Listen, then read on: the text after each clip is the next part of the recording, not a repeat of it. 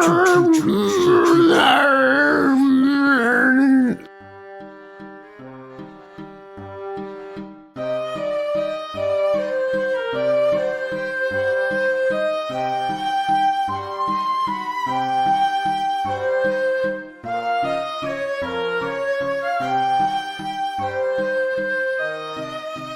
Maniacs! Hey, Maniacs! It's Midsomer Maniacs. Midsomer Maniacs is a comedy recap podcast dedicated to the ITV series Midsomer Murders. Each week, we dig into an episode of the show, including the murders, the mayhem, the loonies, and everything else we love. You're Sarah. I am, and you're Mark. Yes. Right? Absolutely. You are, right? Yes, I am Mark. Cool. Okay. Good. I got one thing right this week. I'm feeling a bit traumatized by the research for this week. I just want everybody to know I do this for you. I take the hit. This is a very strange episode. You watch A Rare Bird, season 14, episode 8, which is what we're going to talk about today. You watch it and you think, well, that's not a kooky episode. Like, it's not like Night of the Stag or something. No. But it's Kooky Town. Then you isolate a couple of the topics and go into them, and all of a sudden you're on weird pages on the internet you wish you'd never found. Just a warning off the top of the show. If you let your kids watch this show, they can listen to the podcast and make all the bird-related metaphors they want. Yes. Wow. Like, did the writer go back on the second edit and put all the bird puns and bird metaphors in everywhere in this episode? Ooh, but big news. We left the house. Yes, we did. We left the state. We went away. Oh my gosh. We were at a wedding last week. Yeah, in Detroit. Which is appropriate because we usually record just a few days before the episode's released, but we recorded early because of our guests, the ladies from Lovejoy, Actually. Who I always want to call Lovecraft, Actually. Yes, that's a whole different podcast. That would be a very different show. That's the rom-com podcast about elder gods. Yes. But it was so weird to travel because, you know, we're vaccinated and what is it? About 45% of the country is now vaccinated. And so a lot of places have lifted mask requirements for vaccinated people. But I kept wanting to put one on when we stop for gas and stuff because I don't want to be that person who won't wear one. I wanted to just tell perfect strangers, I'm vaccinated. I'm vaccinated. Yeah. I'm vaccinated. I'm not a jerk. I'm vaccinated. We're not there yet, but there were moments of normality. Which were kind of weird. Yeah. Because it's been so long. It was. So I hope that many of you are getting glimpses of normality. I had not seen my family in 2 years, and that was really good. Looks like Canada may open up in late July or early August, so... You may get to see your family too. If that's the case, we'll go on a hiatus for a couple of weeks and I'll go to Canada. See them in ways other than via Zoom calls up people's noses. Yes. So on the topic of feeling good. Yes. We get emails and messages from quite a few of you every week. Yep. And people who've newly found the podcast. And most of them are, oh my gosh, I love this show. And none of my friends like this show. So it's so nice to, finally find some people who like what I like. You guys are so funny. And Sarah is so gorgeous. Yeah, whatever. One person said they like my hair. Thank you very much. But they had said something about your sultry voice too, remember? Oh, that's right. Yes, my sultry voice. But every once in a while, we get a message from somebody who says, basically, I'm having a hard time in some way, or it's been a hard time for me, and the podcast has been helpful to me in some way. And those mean so much. And I just want to say, I don't care how many downloads we get. No. I don't care how many likes or subscribes or anything we get on YouTube. Don't forget to like, subscribe, and ring the bell on YouTube. But not for money or anything like that. Yeah, not for money or anything like that. Those emails are why we do this. Yeah. Because we have created community, and that is so far more important to me. And some of you have been through some really hard things in the last year that, hey, if a silly podcast about a silly show gives you an hour of smiles, yep, that's a reason to do it. I'm glad that we can help. Our silly little nun jokes make you laugh. That's fantastic. It was so funny when we contacted the Lovejoy Actually ladies and said, okay, here's some upcoming episodes that we're going to be doing. Would you prefer to join us for, one of these over another? Who was it? Paul was like, nuns. Yes. She's so excited to do the nuns episode.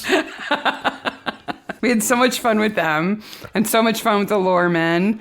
And if you want to recommend anybody else who you think we should try to get on the show, Mark is so brave. He's like, all they can do is say no. I'll contact him. I got some ideas. Yeah. We're going to take a little break from guests because guests add craziness. Yes, but I'm going to try to set up some guests for later in the summer. Mm-hmm. And speaking of later in the summer, if you have ideas for swag related to the John Barnaby seasons, yes, send them to us. We've got some really fun ones so far, but new ones are coming in all the time.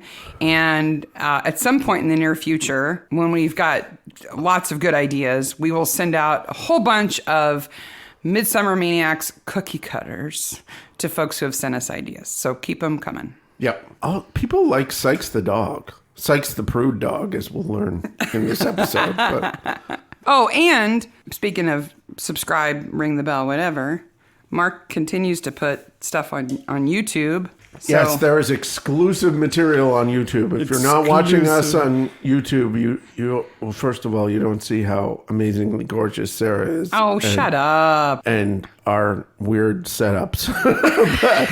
but we have actual video of us recording the podcast and stuff. So many people said, well, you don't look anything like I expected you to look like. Oh, and then we asked them, like, well, what did you think we would look like? And then radio crickets. Silence. I guess. Not a couple of middle-aged people from Indiana, I guess. I don't know. I do the same thing. I listen to a lot of books, and in my head, I know exactly what every character looks like. And then I listen to it again, and they actually describe them. I'm like, wait a minute.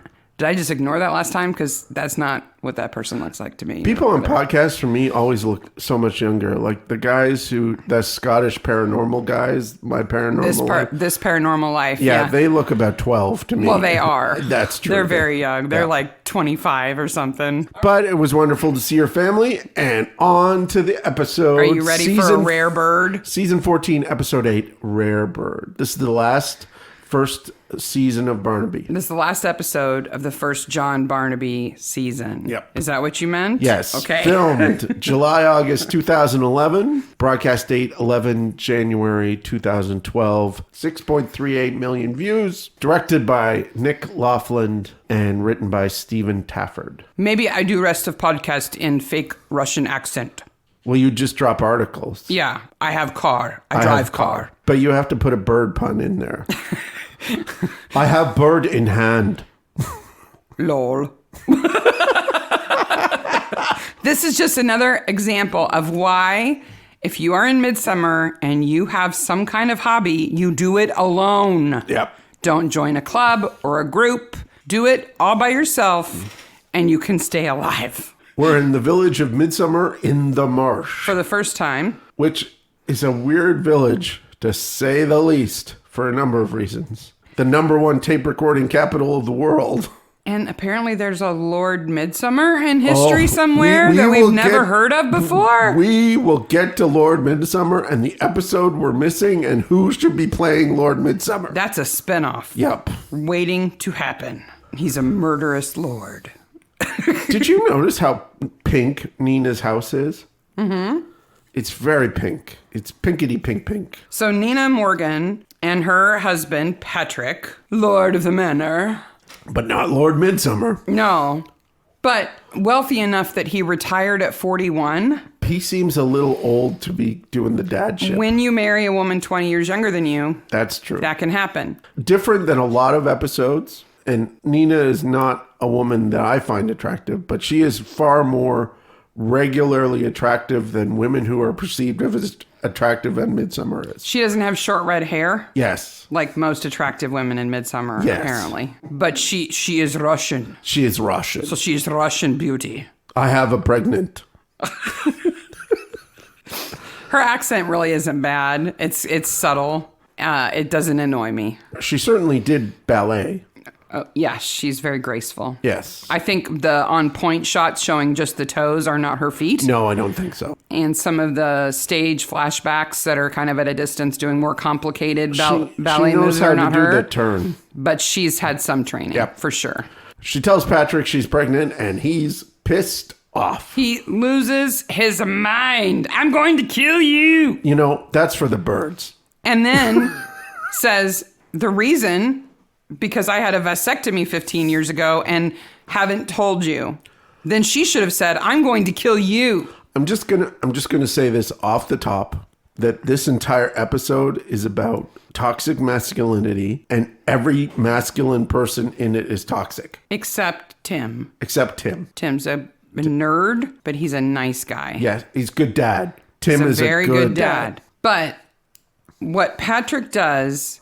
in letting Nina think that they are both trying to have a baby for 10 years and not being successful, and does not mention to her that he's had a vasectomy, is maybe one of the cruelest things I've seen on Midsomer. Like, how could you do that? How could you... That's all you need to know about him to know he's a bad person. Like, he doesn't sleep at night because he's up birding, because... he couldn't sleep at night. I don't think he slept at night for 10 years being that way. If he has any kind of conscience. No, absolutely. But we know he doesn't. No, he doesn't. Which is why he dies. Who is the worst? He's also a chicken plucking so-and-so. Who is the worst singer in all of Midsomer? Dave Foxley. The humming he does is so arrhythmical and atonal. It's not funny. It's hard to hum while you shadow box all the time. It's like he's like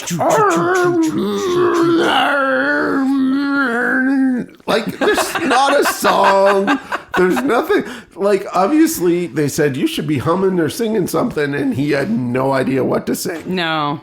He works for George Napier. He's the one who says that Patrick Morgan is a chicken plucking so-and-so. I love that. I'm going to use that. You chicken plucking so-and-so. And in the beginning of the weird shots in this episode, there's a dissolve over wood emptying. Yes. Now, usually dissolves are shown in montages to show the passage of time. Yeah. It is completely unneeded here.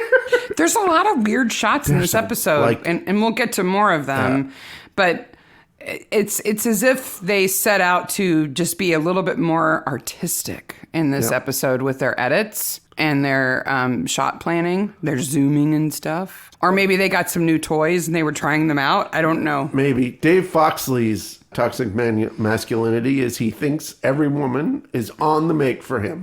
His last name is Foxley. Yeah. That's for a reason. Clearly. He's a fox among the chickens, right? Yep. At least he thinks he is. Yeah, there's a metaphor with birds in it. And his boss, George Napier, is played by Tony Haygarth, who is also in King's Crystal and Destroying Angel. Yes. This is his third and last appearance in Midsomer. They are not part of the bird-watching gang, but everybody else in town is. Yes, those two are not, but everybody else is. Yeah. Well, Nina, Foxley, and Napier are not bird watchers, but Patrick Morgan sure is, and he's a winner. He is. He's got the trophy. He's won the cup for the last 10 years. So this guy leaves the big smoke, comes to Little Midsomer, buys the Lord's Manor, the big house with his beautiful wife, and then proceeds to start winning the birdwatching competition every single year. I'm surprised they didn't shun him and run him out of the village. I would have thought he would have been right into a wicker man. So they have their first birdwatching club meeting of the episode. Before that, the Barnabys go hiking. Well, yeah, and John won't look at the map, so they get lost, whatever. I'm worried that they hiked 8 miles, because this would have easily taken 36 days. And that whole hike was just an opportunity for them to run into the bird watchers in the woods. Yes. That's all that was. And the birders are all a twitch. Are you going to keep doing it? No. I'm going to stop now. Is that it? Yes. Okay. Over a bird. Yes. The blue-spotted hoopoe. The blue-crested hoopoe. Blue-crested hoopoe, yes. Because the crest is what's on the top of the head. Right, and the tip of those feathers are blue. And this is a bird that migrates from Africa to Europe and back again. It's a pretty bird. And apparently occasionally loses its way and winds up on the south coast of England. Yeah. So it is possible. It's possible. For it to be there. It's not like a pelican showing up in Midsummer. Yes. Or a penguin or something. And they heard about this on the Twitter, which is the first mention of Twitter. Yeah, I think so. They have this whole room at the pub, the Feathers. Well, there's a weird subplot here that gets mentioned here and is at one other place, which is the East Anglian bird watchers, which are townie twitchers. Yes. Who come into town looking for the blue-crested hoopoe. Which means they come from Oxford or something? No, East Anglia is like, it's on the eastern side. And they come in their vehicle and plow out of it. Apparently they must drive really fast. Townie twitchers. Townie twitchers. They have this first club meeting, and of course this is where we find out that there's a controversy around Ralph claiming to have seen the hoopoo. You mean the O-pooper E-pops? So Patrick... It's a mega! Patrick says Ralph has claimed to see a blue-crested hoopoo, and Dr. Markham goes, Eww-papa E-pops? He goes, Eww-papa E-pops. And that's the scientific name for the bird. But Mark didn't realize that. So we're comparing notes before we start recording, and he goes, did you notice that the doctor said Eww-papa E-pops? Malaka bamboo. And I was like, what? He said, Eww-papa E-pops. Like, okay, that must have been bad subtitling or something. What could he have actually said that you thought he said Eww-papa E-pops? And then I looked at it and I watched that clip again and I looked up the bird's scientific name, and its scientific name is Eww-papa E-pops. And now every time I think of it, I go, Eww-papa E-pop, Eww-papa mow mow.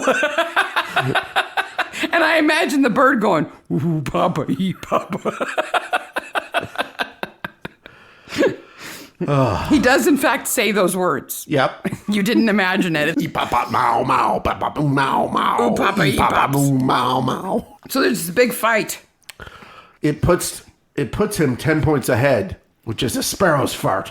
The reason why he says it's a mega is because there's a point system. The rarer the bird, the more points it's worth. Yeah. And a 10-point bird is a mega. Yep. There's a minor, which is like only the first time you see it in the season is it worth anything. And there's other gradations, depending on the bird club that you are a part of. The hoopoo is called a hoopoo because the sound it makes is like hoopoo, Hoopoo. hoopoo. Does it go, Eww-papa E-mow? It doesn't say, Eww-papa, E-papa. It says, hoopoo. And it is one of many animals whose name is a version of the sound that it makes. Much like a bird I mentioned earlier to you, which is the killdeer. Yeah, because people think it sounds like it goes, killdeer, killdeer. It does. It does sound like The one I was familiar with was a Bob White. Bob White's also. Because Bob say, Bob White, Bob White. Yeah. Both those birds I'm very familiar with, especially the killdeer was around the farm constantly. Well, I looked it up to see if there were any other animals that were named after the sounds they make. I was specifically interested in non-birds because I thought it's real easy to call a bird by the sound it makes. Well, I know one. Okay. Pikachu. I think every Pokemon is named after the name Pikachu, because all they can say is their names. Yes. So I looked into other animals that are named after the sound they make. Yes. Some of these birds, it's a reach. Okay. Like there's one called the Peabody, Yeah. also known as the white-throated sparrow. And some people say, and we'll link to this, some people say its call sounds like, oh, Peabody, oh, Peabody. Okay. But other people call it the sweet Canada bird because they think it says, oh, sweet Canada, Canada. Now, Peabody and Canada don't sound anything alike. Is this in one of these things online where you're told what it sounds like and it becomes what it sounds like? I think so, but somebody started it saying, oh, it's definitely saying, oh, Peabody. What? No. But my favorites, two. One is a bird and one's not a bird. Okay. There's a bird called the gray go-away bird. Go away! It says go away. Go away! Just like that little woman who lives in the trailer in Midsomer. Go away! He tells everybody to go away. away! She sounds like a gray go-away bird. And we'll link to it because it does say, go away, go away, go away. Okay. But the other animal, who may be my new favorite animal, it may be my spirit animal and I just didn't know about it, is the New Caledonian giant gecko, Okay. otherwise known as the devil in the trees. Okay. It laughs like a devil. Like, Yes, yes, that's the sound it makes. It goes like, oh my gosh, it sounds so evil, but it's awesome. We'll post a link to one that somebody has as a pet, and it's sitting upside down and looking at the camera going, yeah, we'll send that. and it's giant. It's 14 inches long. It's like the size of your arm. That's enormous. For a Nothing gecko? like that should laugh. For a gecko, Yes. it's pretty big. Yeah, it is. And the fact that they usually sit high up in a tree and laugh at you. Everybody is out looking for this bird. The Eww-papa E-pops? Yep. Mau mau. And Patrick gets a text that says, my parents aren't here anymore, so come look at the bird. At midnight. At midnight. And he gets killed. First we hear, because whoever's throwing the net on him is spinning it around at subsonic speeds and then throws it on him, and he gets all tangled up in it. That's part of oboe training. Oh, okay. You learn how to throw a bolo because you play the oboe? Yeah, yep. Oboe, bolo, bolo, bado, bado. It's Slap Happy Day. So to learn how to play the oboe, you got to practice the bolo to capture the Eww-papa E-pops? Yes. Okay, got it. I got it. So he gets netted, and then he gets nutted with his own cane. Now, I watched it twice, and I think for sure he stands over him and does like a golf swing to hit his head. Yeah, kinda, because the staff that Patrick walks with has like a big knob on one end. Yeah. What Kate calls it a nettle smasher or Yes. weed A nettle wicker or sma- whipper or something. Nettle basher. Nettle basher. But yeah, he gets his head caved in. Before he gets his head caved in, we can't forget Olivia. Okay, yes. Because Olivia is the most sour-faced woman, Yes. and she doesn't always look that way. The actress She's the only woman in the Berta group. in the council. Yes. The club. This is the leadership council. This Yes. is not the whole gang here. No. But the actress's name is Amanda Lawrence. Yeah. And she's been in a ton of things. She's kind of like a character actress. And yes, she is capable of that super prudish pucker face, judgy look, but she can also look very friendly and nice. But Yep. she knows how to do this judgy face. She's very good at it. And Ralph comes up to her in the bar when they're getting ready to order drinks, and she's so in love with Patrick.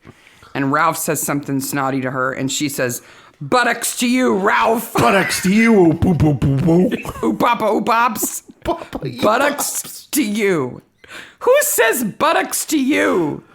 Ass cheeks to you. Gluteus maximus, Ralph. Yeah, glutes. That'll get ya. She rides a bike with a basket on it that has silk flowers woven in the basket and a little bird on it. Yes, I Put did a bird notice. on it. Put a bird little on. blue bird on it. Yep. She likes birds, by the way. Did you know that? She likes I birds. did. Everybody does. Scene of the crime. Kate is there saying he didn't drown, but it might not be an accident. Might be an accident. Right, because We he know it could have isn't. tripped on the net and fallen in the water, and he might have hit some raspberries with his stick. We mostly know it is because We saw it happen. and the show is called Midsomer Murders. Not Midsomer Accidents. Midsomer Oops. That'd be a fun episode if a whole bunch of people died. The body count was really, really high, but it was all accident. Okay, we're going to shoot this scene with Nina, and Barnaby's going to tell her about her husband being dead, and she's going to be upset. Okay? Mm-hmm. How do you want to film this? Do you want to film this close so that you get an emotional reaction from the audience and the actress so that you feel intimate with them while they're telling this intimate detail? No. How do you want to film it? I want to put her at the end of a really long dining table. Okay. Okay, and then we'll put the camera on some wheels, I think, and we'll roll it down the center of the table until it's right up in her face. No, that's the second time. This time it's on a balcony on the second floor looking down at her. That's right. It's bad news from above the first time. Then we get to see that Ralph is a taxidermist. Hold on. We got second appearance of the tea lady in the cop shop. Oh, yeah. Okay. Is that it? That's all you have to say about that? Well, Ralph sent the message, so that's why they go talk to Ralph. Right. And he's a taxidermist. Yeah. He has some weird art in his house. He's a less creepy taxidermist than the first taxidermist in Midsomer. But not only by much. a little bit. Only by a little bit. So Ralph, if Ralph is single. Yes. And if he had a date with somebody. Yes. Whoever that person may be. And you went to his house and you were dating Ralph and you saw the medical pictures of the neck splayed open. I would just hope that you met at a taxidermy conference. Maybe. So you know exactly what he's into. Because he's got the butterfly art too. The butterflies under glass. Yes. But boy, he's all about resurrecting animals. He lives in his showroom of his work, which, okay. But the splayed neck medical diagram in the kitchen, not dinner talk. I don't want to see that while I'm eating. No. Is not the weirdest thing in his house, nor are all the taxidermied things. Well, the fox that has wings that we'll talk about later is very weird. But, that's not too weird because there's a lot of fantastical taxidermy going on right now. I mean, really, he sort of started something. He was ahead of the curve on that. I'll give you that. But he has a clock that is made out of a taxidermied bird. Yes. And its head moves and its jaw opens and chimes. Yes. So I wanted to know how common that was because I'd never seen that before. That taxidermied animals were birds? Were clocks. Turning taxidermy into clocks. Okay. This is one of the holes you went down. Oh, yeah. Probably the least scary hole of this episode that I went down. But listener, please listen to me. Save yourself. I have done the search, so you don't have to. Yep. The search term is taxidermy automaton. This is what you sent me. Mechanized taxidermy. Stay away from it. Sarah sent me a video. Stay away. That was bizarre. It was a small alligator skull with a long, curly baby doll wig. Yep. On a Victorian baby doll's body, complete with long dress. Yes. That, on the top of the hour, lifts the front of its dress to reveal scary things underneath. Which we will save for you and put in the show notes. Click it if you dare. If you dare. But I'm warning you. You'll never be the same.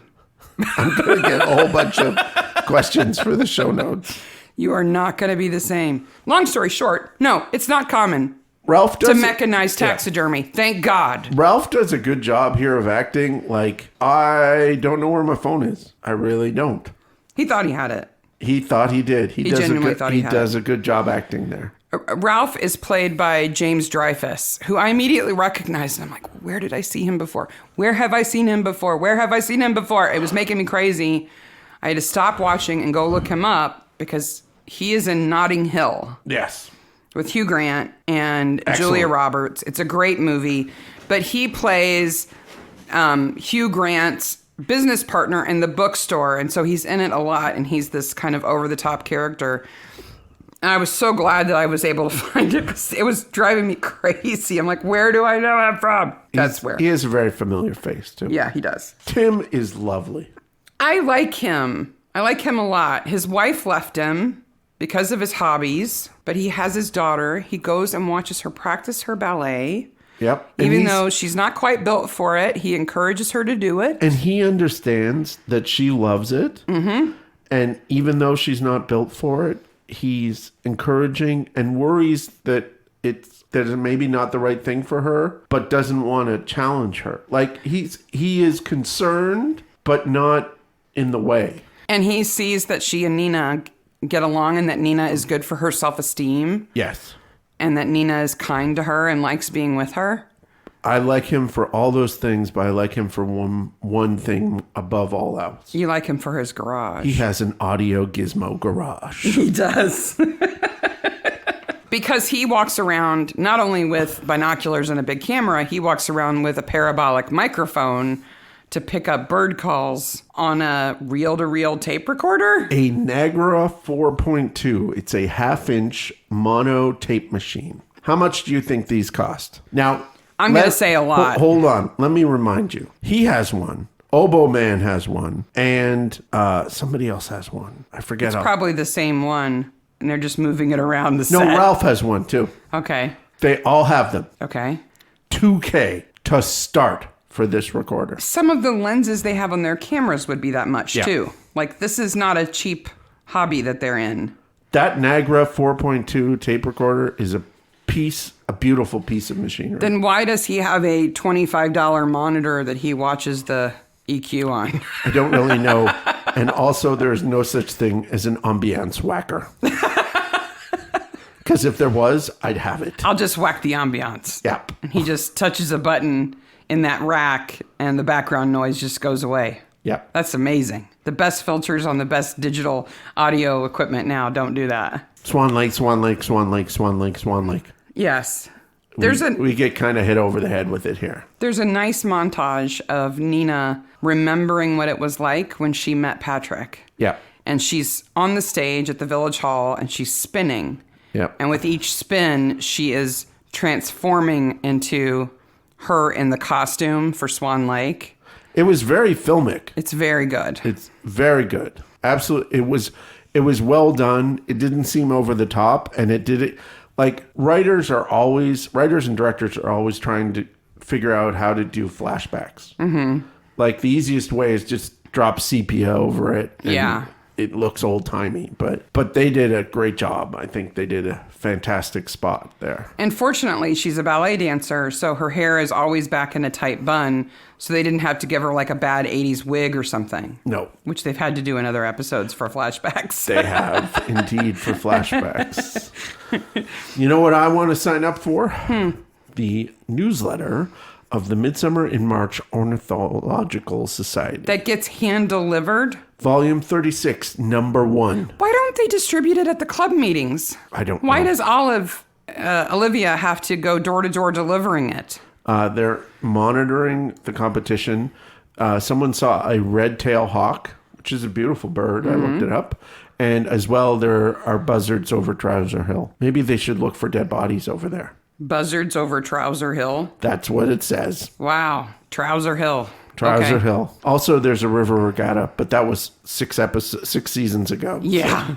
Well, and Olivia runs into Barnaby and Jones, and she says that Patrick was the only real man. The rest of them are intumescent wimps. Yes. I looked up intumescent and clearly got the wrong word.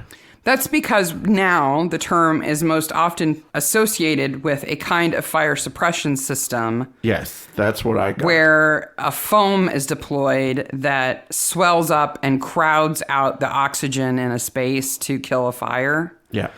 But intumescent really is the swelling part. Yes. Right? So when... Like the guy in Big Trouble in Little China, he becomes intumescent. Yeah, when he gets outraged and he explodes Yeah. because he inflates. Yeah. Yes.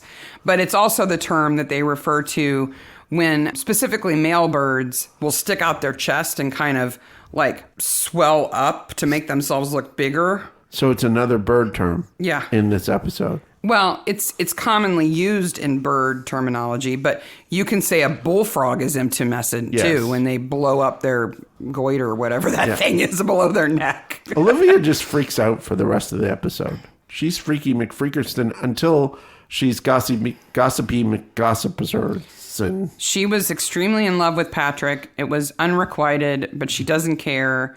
And now she hates everybody because he's gone. Yep. And she does not see at all that he was a jerk. We then find out that Patrick had a vasectomy. Yep. And then John Barnaby says the weirdest thing he says in this episode. Oh my gosh. And Sarah falls down another hole. Yep. Because they're talking about how much Nina wanted a baby. Yep. And since Patrick had a vasectomy, that was never going to happen. Yes.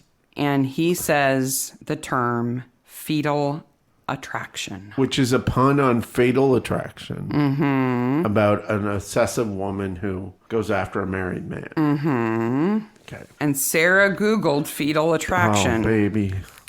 You shouldn't have done that. So you don't have to, listener. You shouldn't have done that. Here's a sample of the things that are associated with that term. From best to worst, or least bad to most bad. Are you ready? Yep. There's an episode of Farscape called Fetal Attraction. Okay. There's also an episode of Picket Fences. Remember that show? Yep. Called Fetal Attraction. There's a very unfortunate book about everything a parent needs to know about pregnancy and childbirth called Fetal Attraction. Oh. Which is just wrong. Some publishers should have had a word. There was an article in the Wall Street Journal called Fetal Attraction, Why Embryos Are Cooler Than Kids. Okay. And last but not least, Uh-oh. in the scholarly publishing realm, Yep. there is Fetal Attraction, a descriptive study of patterns in fetal abductions. I will read 2 sentences. Oh, I don't know if I can handle 2 sentences from this. And it's interesting because there was just a case like this in Indiana. Yes. Fetal abduction is a crime in which a perpetrator forcibly takes an unborn baby from the womb of another woman. That you probably understand, right? Yeah. You probably could have guessed. The next line is the ringer. The act is always done without the permission of the pregnant woman. They already said forcibly takes. If it's forcibly, it's not with permission. That's an example of academia over defining terms. Over explaining something. Yeah. I did not need that sentence. No. Everything else in my search results is beyond mentioning. And I should have had my safe search on. Yes, you should have. I wish I had. So Barnaby goes to talk to Dr. Markham, and he has a lot of letters after his name on the sign. It's a metal sign. I don't know how they got that sign. Just for the scoreboard, though, we've already gotten through me looking up taxidermy automatons, intumescent body parts, and fetal attraction. And those aren't the worst. Okay? Okay. Yeah, let's talk about the doctor. Can we talk about the doctor, please? Yes. He's an ornithologist. He's not a bird watcher. He's serious. Before we even get there, the sign, GPFRCOG. He's a fricog. Mm-hmm. So that is Fellow of the Royal College of Obstetricians and Gynecologists. I'm only a mama fud. Yeah. M-A-M-A-P-H-D. I'm just a mama. I just got two master's degrees. I just collect them now. Mm-hmm. Well, he's quick to say he's not a bird watcher. He's an ornithologist. I tell you what he is. He's serious. He doesn't care about the help because he goes outside to have this incredibly confidential discussion with Barnaby, and there's a guy cleaning the yard. Because he's getting away from Olivia, who is gossip central. Yes. And he says all these incredibly personal things about Nina, like he was treating her for depression. That is a personal thing. Mm-hmm. And then he says, well, it's confidential. Because in Midsomer, doctors and lawyers and ministers and priests fall back on confidentiality when it is convenient. Yes. Okay. Before that, he says, if she has told you she is pregnant, I'm happy to confirm that. If she's already told you that, fine, I'll confirm it. Yeah. As soon as I heard Dr. Markham talking, beyond the point where he said the Eww-papa mau mau thing. Yes. I was like, where do I know his voice from? Well, at first I was like, has he been in the rest of the episode? Yeah, he's new. But no, he was in Eww-papa me mau Yeah, mau. he was there. But I just recently listened to a book that he narrated. Okay. And that's why I knew his voice. Like, where do I know his voice from? I've heard that voice. I had to look him up. He's actually been the narrator on like 40 audiobooks. Oh. A bunch of books. It's a good gig, man. He has a nice voice. Yeah, it's a good He has gig. the perceived English accent, too. Yes, he Very does. Oxfordian accent. Yes. But Jones isn't with him here. Jones is at the bookstore. Oh, the bookstore. And he's kind of lost in the bookstore. Because that's what a good bookstore is like. I would love this bookstore. I would love this bookstore in our town. This is Michael Hipsman's bookstore. He is the killer, the oboe player, as mentioned earlier. Played by Alan Cordner. He actually is a jazz pianist. He is? Yeah. Oh, okay. I don't know if he plays oboe. But he and the guy who played Dr. Markham were both in Topsy Turvy. With That's the Gilbert and Sullivan movie? Yeah, the with Gilbert and George Broadbent, Yeah. I think. Hipsman, Alan Cordner, plays Sullivan in the movie. Oh, cool. I recognized him. Like, where? Have I seen him before? No, not another Midsomer. I wouldn't be surprised if he played Dickens, too. He's a good actor. Yep, he This is. bookstore is amazing. It is. And I just kept pausing it. I was doing a total mark on the bookstore. So what did you find in the bookstore? I was specifically interested in the signs in the Okay, bookstore. what did Like the sections that were marked out. And most of them are kind of obvious, like cookbooks this way or whatever. But True crime. He mentions that one. no, it's crime fiction. Crime fiction. But there were two signs that I was totally stumped by. Okay. One said Shire Albums, Shire albums. and the other one said Discovering, in quotes, books from Shire. Okay. And I did not know what those were. What are they? You don't either? No. Okay, so Shire is a publishing company. Okay. I think they're defunct now. I think they've been absorbed into a larger publishing company. Okay.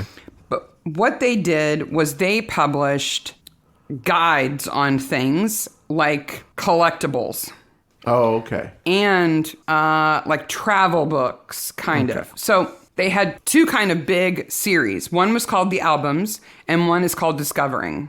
Okay. So the albums are books that provide information, this is how they describe them, on architectural, collecting, domestic, industrial, rural, and social themes, illustrated with photographs, engravings, and drawings. Okay. So you want to get into collecting something, you get the Shire album of Typewriters. typewriters. Yeah. And you're going to learn everything you need to know about collectible typewriters. Okay. But there are hundreds of them. They started publishing them in the early 70s. Okay.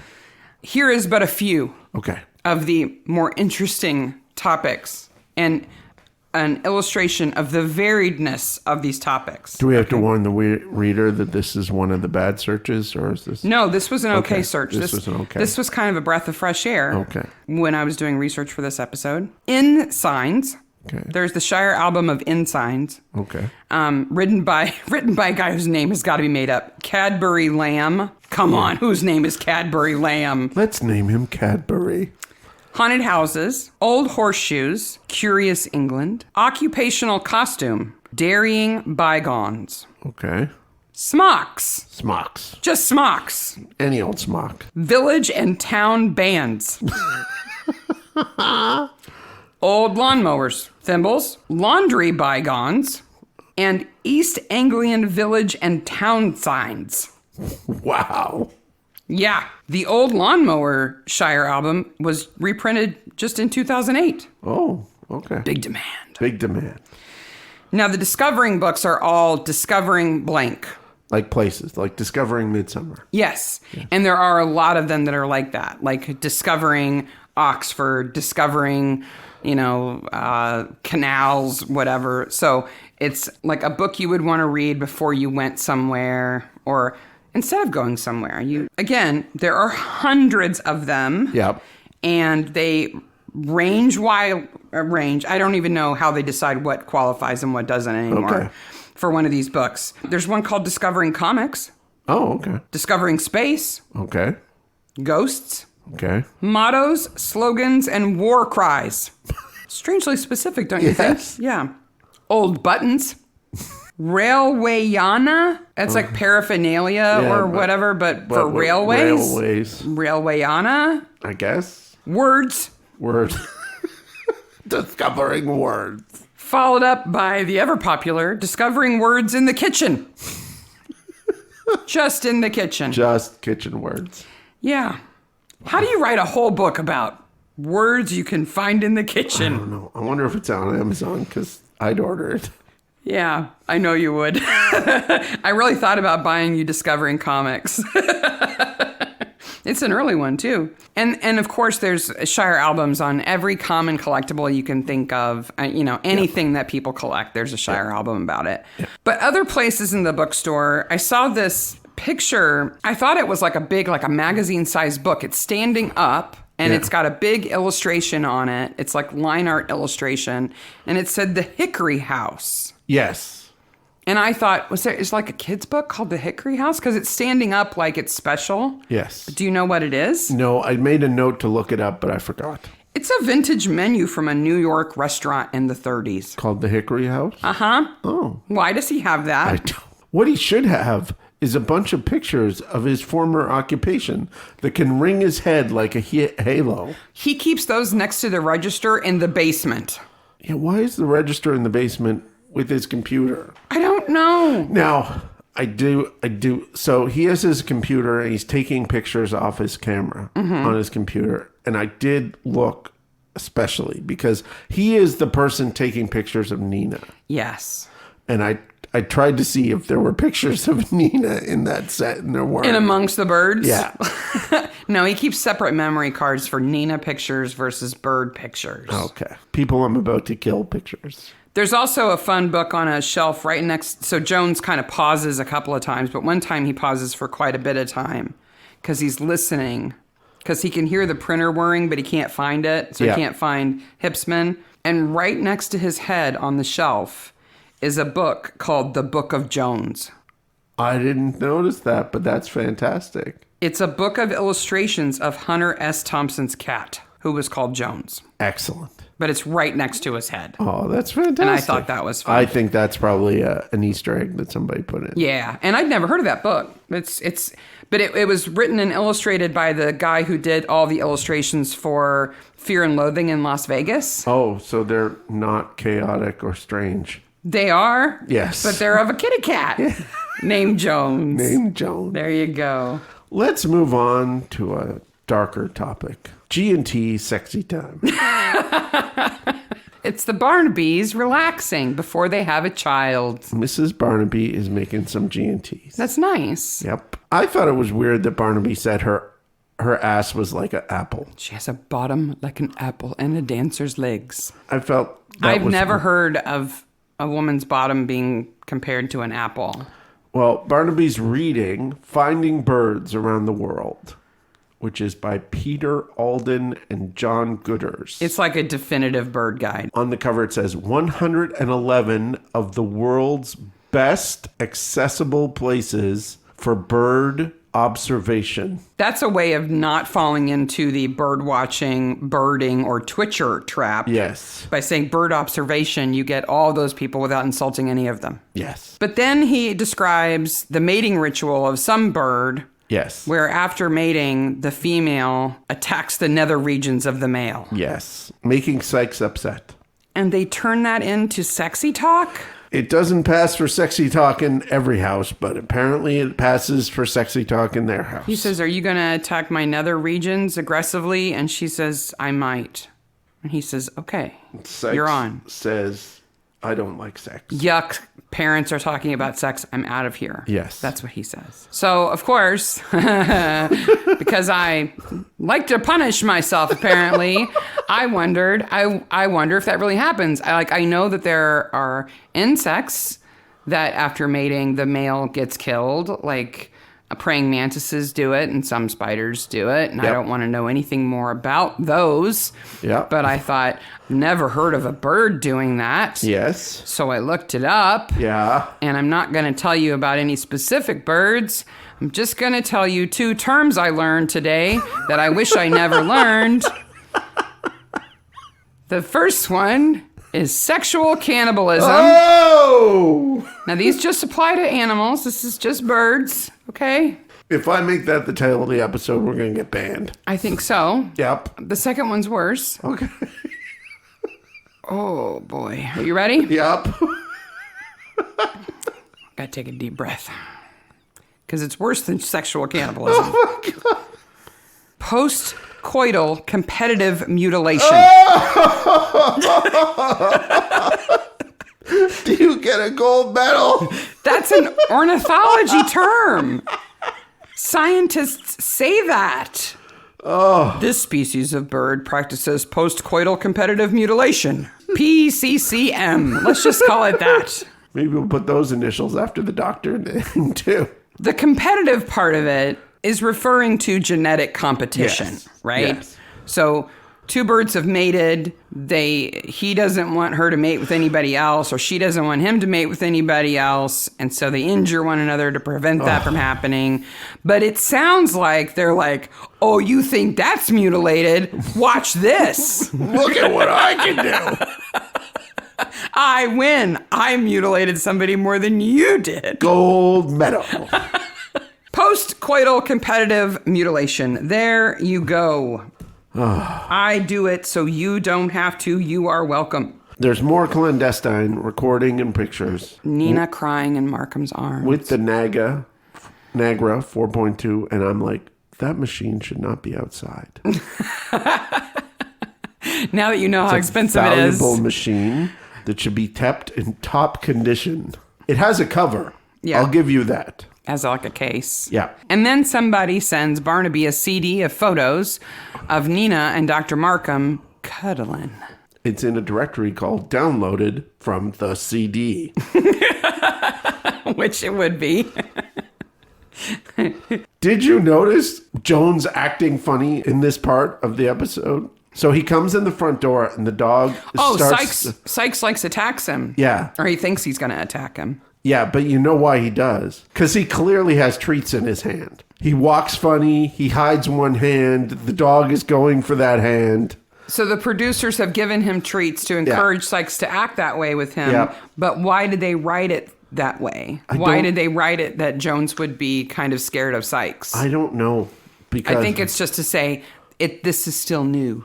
Yeah, I think so. He doesn't just hang out at Barnaby's house. I guess not. But if you watch it again, looking at his hands... He's got his hand kind of... clearly has treats in his hand. There is an unsung hero of this episode. Mom, I got a part. Yep. The mom, I got a part, I want a contest person. There is a shot of a woman on a horse who has a dog, and she lets the dog down. Why? She does not appear in the background of that scene. She does not appear ever again. Nope. It is a single scene with no dialogue, so she didn't get paid full rate. Mama got a part. Why is she there? No idea. Nobody knows. Because she won a contest to be in a Midsomer or something. Olivia's freaking out again. The hussy. She's so mad about everything. I love the little birder hutch they have where everybody's yelling at each other and all it is bird noises and the birds being startled. It's kind of slapsticky. Ralph, don't slam the door. Slam. Like, well, you already yelled at him. Yeah. So him slamming it isn't that much worse. Yeah. They go to find the doctor and they can't find the doctor. Oh, wait a minute. We didn't know that. They just show up at somebody's house and the doctor's there. Mm-hmm. They explain later on. Did you watch them putting the guy in the ambulance? Yes. They roughhouse that dude into the ambulance. It's not a pleasant trip he's taken. No. I don't. Get in the ambulance, you old man. I don't know what he's done wrong, but he's going in that ambulance. Well, and he goes in the ambulance and then they have a 45-minute discussion and the ambulance doesn't go anywhere. It's clearly not an emergency. Let's just sit here in this ambulance. Till the doctor gets out of the way and those cops stop blocking our road. Well, at least they're safe in the ambulance from Dave and his gun, who's just wandering around the bush shooting at things. Supposedly he's shooting rooks that attack Napier's crops. Now, so here we hear the truth about Ralph. Now, the truth about Ralph isn't horrible. He did see that bird. Yes. It was after it was shot, but that bird was there. Yes. He has the bird. Yes. But it doesn't count because it was dead. But they don't even believe that the bird existed. And you can't exactly whip out the dead bird and go, see? No. So Foxley gets to blackmail him for 50 pounds. 50 pounds? Oh my gosh. He He'll have to doesn't take have out that a in his loan. wallet? He's not a very good taxidermist. I'm just glad that Foxley sets his rifle down before he climbs over the log and scares the crap out of Ralph. Why is he jumping? That's in my notes. Why does Barnaby pick it up and just randomly shoot it off? Just bang, bang! Because he's going to get the Right. thing, but He could have just Those pellets have to go somewhere. He could have just taken the gun. Yeah. He could have cracked it so that it couldn't fire and taken the gun. Yeah. And then the firearms experts could have fired it to see what the pin marks look like on the shells, and it wouldn't have been dangerous. You know, I didn't know that Russians were into something. I learned it from a local gossip.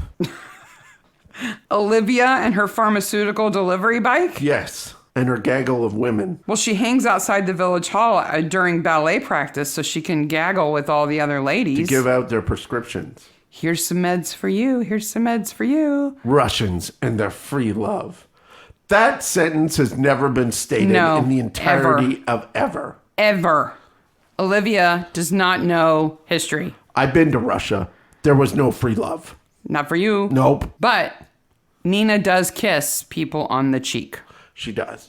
And they're like, oh, who is it? It's Tim and who's the other person whose cheeks she kisses? The oboe player. Yeah. And they're like, oh, we got kissed from Nina. Which made me wonder, do Russians actually do that? Because she kisses them 3 times. Yes. 1, 2, 3, alternating cheeks. Yeah. I'll just say for the record, Americans don't do that. No. Okay. Canadians don't do it. No. And Brits don't do it. No. The 3 puritanically red nations don't do that. The places where we demand all kinds of personal space. Yes. We don't do that. Now, there are exceptions. There are people who do among their family. But in general, you need not worry when you meet somebody new in America that they may spontaneously try to kiss you on your cheeks. Yeah. You don't got to worry about it. There's a code. Oh, there's a code? And it varies from country to country. Okay. And I now know where you can expect to be kissed and how many times. Okay, lay it on me. Since you've already mentioned Canada, Quebec specifically. Yeah. They do the cheek kissing. They refer to it as an un bec. Yep. What does that mean? Just like on cheek. On cheek? Yeah. Opposite sex, you often kiss each other once on each cheek. And it's really not a kiss. It's more like pressing your cheeks together and maybe making a mwah, mwah sound, right? Absolutely observed that. Cheek kissing between women is very common in Quebec, but not as common among men. No, but I've seen it done with men. Mm-hmm. Most often in mixed company, men will reciprocate. But if it's only men, no, they usually don't do it. Yeah, in Canada. The least prudish of the United States, Canada, British. If you are in Colombia, Argentina, Chile, Peru, or the Philippines, you may expect one kiss. Okay. But whether the first one is to the right or to the left is anybody's guess. Anybody's guess. So the chances of going the wrong direction and kissing a stranger on the lips are high. Okay. 2 kisses. Spain, Italy, Greece, Germany, Hungary, Romania, Croatia, Bosnia, Brazil, and some Middle Eastern countries, though not between opposite sexes. So this is the da-da kiss. Yes. And typically you go to the right first. Okay. Apparently the Middle Eastern countries may be the exception to that, where left is the default starting position. Okay. You go left then right rather than right then You left. did a lot of research into this. It terrified me that I might at some point encounter somebody who does this and not know which direction to go, because if you go the wrong direction, you end up kissing each other on the mouth. Okay. Which is really embarrassing. If happening. it's somebody you just met. Yes. If you want 3 kisses, Yeah. you need to go to Belgium, Slovenia, Macedonia, Montenegro, Serbia, the Netherlands, Switzerland, Egypt, and Russia, where it's often accompanied by a bear hug afterwards. Okay. So she doesn't do the hug, but the 3 kisses is the right thing to do. Is authentically Russian. Okay. So they researched that. I Russian, I kiss 3 times. Mwah, mwah, mwah. I have car. I drive car. The doctor goes to the bush at night and gets murdered. Surprise. Who called him and said, "Oh, doctor, I need a house call. I mean, woods call." Hitman. Like, where? Who does he think he's going to help? Who lives on a trail? Yeah. He's dumb. Yeah. Like, doctor, I've fallen on the trail and I can't get up. Okay, call 999. Don't call your family GP and say, "Come get me." What's he doing? So Barnaby and Jones go to talk to Nina, and she becomes the Russian princess. Mm-hmm. Because she says, vasectomy. My note just says, Nina says Doc was baby daddy. This is where we get the weird shot down the dining room table. Yes. Vasectomy. And then they have another meeting of the Bird Club where there are 2 conspicuously empty chairs. Well, and there's the mention of Lord Midsomer. Okay, I have a challenge for our readers. Who should be playing Lord Midsomer? I say we're missing an episode. Lord Midsomer should be played by Christopher Lee. It would have to be a flashback. Yeah. So I think it would be better if it was somebody like Bill Bailey. Bill Bailey, who we'll see in a few episodes. Boy, I'm Lord Midsomer. I think Stephen Fry could be a good Lord Midsomer. Pierce Brosnan could be. So send us your Lord Midsomer suggestions. Yeah. Who would have played him and what would he be like? Because he was clearly a reputable, fancy guy. They confront Foxley and Barnaby says the second weirdest thing. Okay. Fetal attraction is the first weirdest thing. The second weirdest thing he says, and they must have laughed their asses off on set. Yep. Is perhaps you'd like to spend some time pleasuring Her Majesty. I have that note. And the camera pans to Jones, who is doing everything he can not to laugh. I had to stop it because I was in the middle of typing, why does he have a surfboard? And then he said, pleasuring Her Majesty. And I was like, what? Because they accuse him of like pleasuring Nina, I guess. Yes. How about pleasuring Her Majesty at the Nick? I don't think Elizabeth's going to be into that. No. Especially with his shiny weights outside. It's funny because I didn't even think of Elizabeth. I immediately thought of Victoria. Oh, those weights are going to get rusty out there. We are not amused or pleased. Maybe he puts the surfboard over those? Maybe. I don't know. And then we get the weird fox-bird hybrid shot.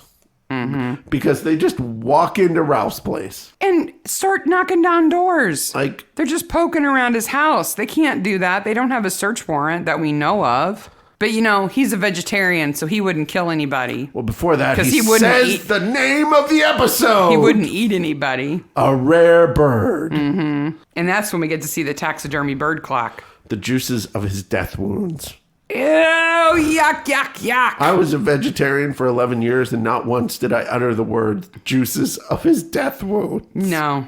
It's so... Ugh. Then we get to see the dance recital. Yes. And those little girls are so good. They are. Why does the cop shop have trophies in it? Because they win stuff? I don't know. What prizes does the Midsomer Constabulary win? Best whiteboard. Most dead bodies found. Yes. Best busy work in the background. Nina's car gets broken, and they know that Hipsman is the bad guy. Well, first, Barnaby calls Jones. Where are you? In bed. But it's only... Oh, you're not alone. Make your excuses. Who's with Jones? I don't know, but Jones's girlfriend just got a rude introduction to Barnaby. We're never going to know. Nope.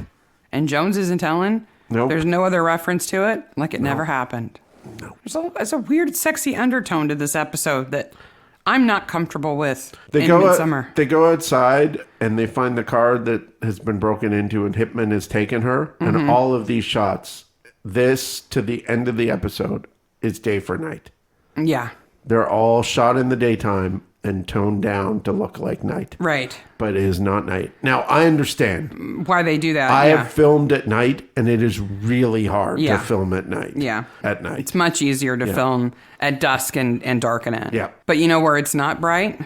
Where? In the Stalker barn. So. Hipsman's Stalker barn. Hipsman's Stalker Come on down to Hipsman's Stalker barn. Did We've he got order life-size the cutouts. No, he had to have made them. How did he not, he must have ordered it. Unless they were in the lobby at the theater when she Maybe. when she was performing and he stole them. Well, when Barnaby watches him on the worst YouTube video of all time. The oboist caught the circlet. And he kisses it, and the woman beside him looks at him like, You're weird. You're weird. Like, she's going to need that back for next show, Yep. This is absolutely a Stalker barn.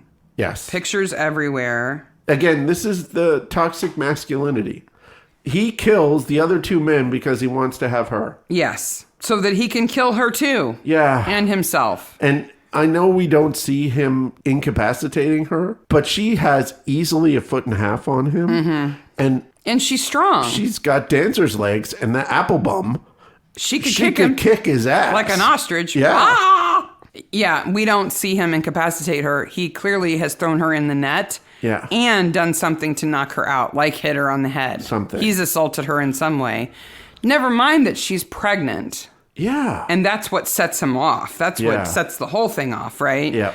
Because now, not only are these other men competing with him, but she's going to have a child, and he's not going to have that. Would that she have messes not up known the story. him in the orchestra? I don't know. I don't know how much dancers and orchestra mix. I know, but... They rehearsed in separate places, and I don't know. And he may have been in a touring orchestra that was just playing for... Maybe.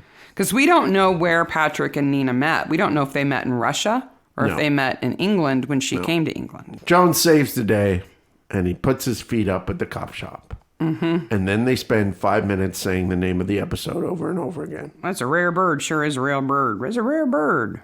That's a rare bird. And that is a rare bird. Otherwise known as Eww-papa E-pops. Mow, mow. Eww-papa E-papa. Best corpse? Nice corpse. You know, I'm going to have to say Patrick in the morgue? In the morgue. He does good there. Yeah, I think so too. We just don't see much of Markham. No. We know he's dead, but it's not a lot of screen time. And Mom, I got a part. Mom, I got a part on Midsomer Murders. That's nice, dear. Is obviously the woman on the horse. Yes. After the credits. Who's going to take over the bookshop? I don't know. Maybe Tim, because he can't be making much money doing AV work in Midsomer in the mud. Poor Nina. Now, she's still going to have a baby, but she's in that big house all by herself. Well, Dave will take care of her. Dave needs to stay away. Yes, he does. Olivia goes on to be more pucker-faced. And George Napier is like, maybe I'll go over there. What? Nina's going to be like, no. No, you can mow the grass if you want to. I have a question. George Napier is shooting skeet. Who is firing the skeet? A person whose face you do not see. Okay. Another farmhand. Okay. He's got lots of farmhands. Wait a minute. Maybe Ralph will take over the bookstore since he played the bookshop owner in Notting Hill. Maybe. Maybe that's how he gets it. He's got skills. He does. He's run a bookshop before. He does. Amy grows up and dances when she's happy. Amy, played by Ella Al-Khalil Coyle, Okay. does not do any more acting after this. Oh, she does a really good job here. She's cute. She's super she cute. I thought she did a good job. I have one very horrible movie for you. Okay. Horrible movies. Oh, boy, you're not ready for this. Okay. This movie is terrible. Ha, I bet Mark's seen it. And this is also the last of... Wow, Sarah had to Google that for this episode. Okay. It is a 2010 movie. Oof. And Amanda Lawrence, who plays Olivia Okay. from this episode, is in it. Okay. The tagline of this movie: what are the consequences of giving birth to your dead boyfriend? What?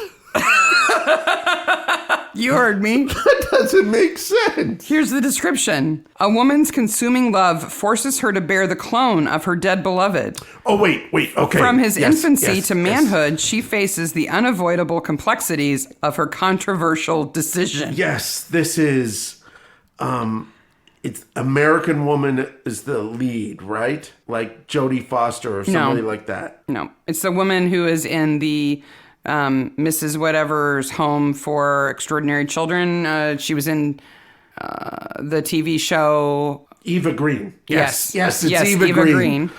Yes, I know this movie. Is it a one-word title? Mm-hmm. Okay. You're really reaching. Oh. You've seen it? No, I haven't seen it. I read the Wikipedia article because I thought, that's a strange movie. I wonder if he actually is her boyfriend. And it turns out that she at least thinks he is at the end of the movie. It's a clone of her dead boyfriend Yeah. that she gives birth to and raises. Yeah. Ah! What is it called? Womb. That's right. It's called post-coital competitive mutilation womb.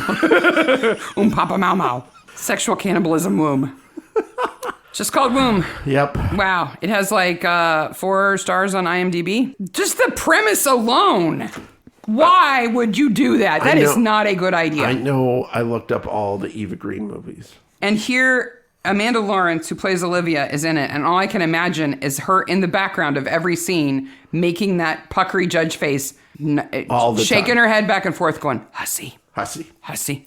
Russian free love. It's a bad idea. Eva Hussy. Green's played Russians. Tumescent Yeah. womb. You could find the Midsomer Maniacs on Twitter, Instagram, and email at midsummermaniacs.com. We also post on the Facebook groups for Midsomer and Acorn and the subreddit for Midsomer and anywhere else we can find Maniacs. Please go to YouTube, like and subscribe the videos, and hit the bell to subscribe and get notifications because we're trying to get to 1,000 subscribers so that we could get a community page. And that would be awesome. What's our next episode? Season 15, episode 1. The Dark Rider, Headless Horseman. Yeah, baby. Yep. I like that one so much. Season 15 is back to craziness. You get the Dark Rider, you get the astronomy one, you get the killer cheese one. All that good stuff is All there. kinds of fun coming up Yep. for the summer. Oh, you get the chess one with the guy with the chess piece on his head. Yes. Crazy town. All kinds of fun coming up. Yep. To get you through the summer. And wow, I think I'm going to go bleach my brain now and my browser history. Bye, Maniacs. Bye, Maniacs.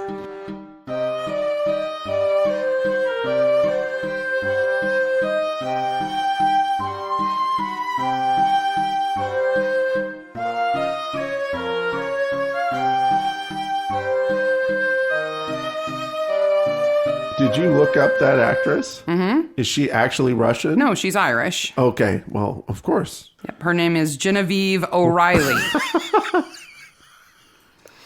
Skin. Ski. O'Reilly Skinsky.